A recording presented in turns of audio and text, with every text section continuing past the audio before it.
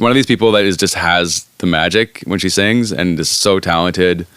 And when we were recording the vocals, it was like she did 2 takes and like everybody in the room was like pretty much in tears both take. Like it was just insane, and it was like, oh, like what are we gonna do? We have 2 amazing takes, I'm between forces, far from the place I need to be, kept in the darkness, lost all the light you once would bring. I can't help focusing on all the tangled pieces around. My name is Kaj Falch-Nielsen. I own Blue Light Studio in Vancouver, BC, and I've been playing music since I was super young. It's always been like a huge passion of mine. It sort of naturally turned into recording music at a certain point when I realized that was a career path I could take. Started doing classical flute in grade 5. Because of that, I learned, the theory that would allow me to play piano. And then when I was 13, I started guitar. And, Kurt Cobain taught me how to play guitar, well, sort of. And, I learned all the Pearl Jam songs and Smashing Pumpkins I loved and just played nonstop. I'm Eric Chen, and you're listening to Inlet Wire, your direct line to BC artists. That 2 takes moment you just heard is kind of thing that a great studio can catch. Kaj runs Blue Light Studio in East Vancouver, and over the years, it becomes more than a studio. It's a hub around artists. I was playing in a band, like a rock band, that we went and toured, Alberta and BC a few times and went down the coast to California. It was super fun. And then we wanted to record, so we found some students that could record us at a school. And I just never considered that I could do that, So I went into the school and I was just blown away. And that's what kind of inspired me to do the whole thing. And I was always the one in the band that would like kind of be like, you do this and then you do this, and what if we get quiet here and then loud over here? So I was kind of producing without knowing it when I was playing in bands. Yeah, so then I kind of paired that with going to school, and it was like this whole world opened up where I was like, this has a career path. I don't have to rely on, being a struggling musician trying to make it and maybe one day making it. It was kind of like you go to school. Then you can either start your own, get a studio, or you can get a job and like build up in your career. Like, it's so much different than being a musician where you're kind of just trying to make it. And there's not a lot of steps in between, Kaj's story starts with music first, and then naturally shifts into recording and building something bigger around it. Like when we started in 2010, we just realized that we'd throw some parties and things like that. And we realized that it was a good place for musicians to connect and naturally sort of build a community. So then when we moved here into this building, we started doing shows here called the Blue Light Sessions in 2016. And that really sort of solidified the community aspect because we have an audience coming in. There's like 2 bands that play. We create a video and a YouTube channel with I think most musicians in the city would say they know about this. They've seen the videos or they've done one. And then from there, we started like a boutique indie record label. And then recently we opened up a rehearsal space called The Pocket Music. So now we have 2 buildings there with 13 rooms in one building and 18 rooms in the other building. So it's pretty cool because now it's like all these bands rehearse, we have the shows, we have the studio, we have this little record label that does its thing. And so it really has become this like hub. I think it was kind of like we did the first show and it was such a blast. We were like, we should do this all the time, And we did start with like once a month in the first couple of years and then sort of expanded it. And then there was a break during COVID where we couldn't have shows. So we ended up doing live streams, and we actually did one live stream show a week for almost a year, I'd say. There was a lot of them. We had like a RoboCam where we'd be in the other room and you'd like control it by moving it around. So you'd have the one camera that was moving and then tripods, and people were all masked, and it was a whole thing. It's like I'm moving in slow motion, and you're picking up speed, moving fast until we're rolling. You were all that I need. La da da da, la da da da.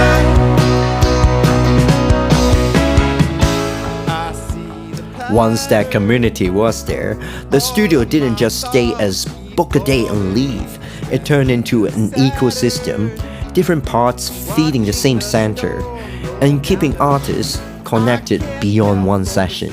I think it's partially like it's fun to do that, but also all of the different things are all kind of like feeders for the studio, if that makes sense. So it's all like around the central idea of the studio being the center of it all. And, you know, the rehearsal space is actually a really good business. So financially, that was a really good choice. Also, being able to help artists beyond the studio. Like for the record label now, mostly what we do is we release the live shows that we do. So it'll be like we put a song on YouTube, and then if the band wants, we'll release it on streaming platforms as well. So it's kind of just a way to like continue working with the artists and helping them after they leave the studio. Keeping a creative space alive in Vancouver comes with constant trade-offs, costs, rents, and still trying to make it workable for artists. For me, it's like I love doing this, and I have a hard time imagining doing anything else. As far as like, it's got to be something music related. I like the control of the studio. I like to be able to like set it all up. I like the challenge of figuring out what we can do to make more money and keep it running. But Vancouver is also, it is a challenging city. Like rents are going up. Commercial is in a different boat than residential. So people are like, oh, the rents are going down in residential. It's like, yeah, they are. But like commercial landlords don't do that. You know, they don't lower rent. They just raise it, you know. I think we've been doing it long enough that it's like we've had ups and downs, and where the economy is right now is like kind of not a great place. It's a little bit down. People are feeling the struggle, but our expenses have gone up. So it's like we really actually need to charge more, but also keep it reasonable, you know? And so like the challenge is like juggling all that, staying busy enough while still figuring out ways to like be inventive, like things like the school help with that. But yeah, I think that's the challenge, is just like making sure we're like keeping up with inflation and all that rest of that stuff, so that it's not just like, well, all of a sudden we're just making less money because everything got so expensive. Messy makeup, tight dress that I cut. You hand me a t-shirt that you took from your work.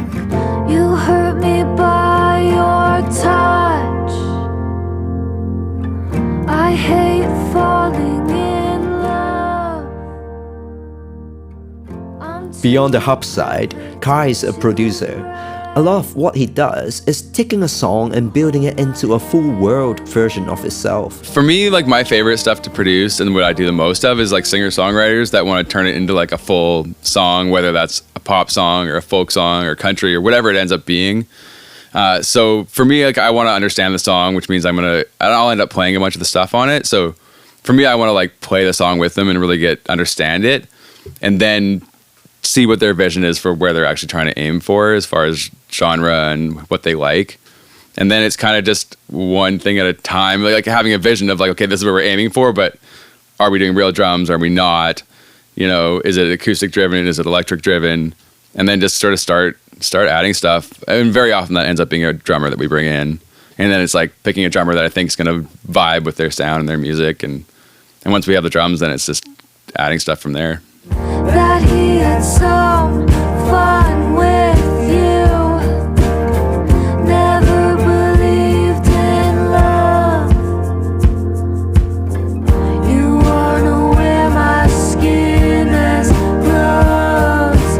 Fall into your arms. There are always stories that remind you why people are still making records in studio like this, when an idea turns into something real fast. One with this artist named Asa Nabucco. So I did an EP with her, another single that wasn't on an album, and then a full album with her. And she's just one of these people that just has the magic when she sings and is so talented. But we did a cover with her and Tom Van Dersen from Small Town Artillery. And it was a 1975 cover, I think, something like, yeah. Anyway, it was a real chill, stripped down, just guitar and 2 vocals, and we shot a video for it. It's on YouTube, and we like did this cool thing with the lighting, and they're like back to back, and it's all black except for like sort of like them each lit from the side. And when we were recording the vocals, it was like she was actually just in the little room there, and she did 2 takes, and like everybody in the room was like pretty much in tears both take. Like it was just insane. you know, and it was like, oh, like, what are we gonna do? We have 2 amazing takes, you know, so. Clouds fall into your arms. Fix your broken car. Don't answer the Just been working with an artist named Megan Martin. I don't know if it's just that we jive really well together or what, but it feels like everything we do just like flows so well in the studio. And like she's really talented, her ideas are great, and then like I'll play something and it's just like the right thing.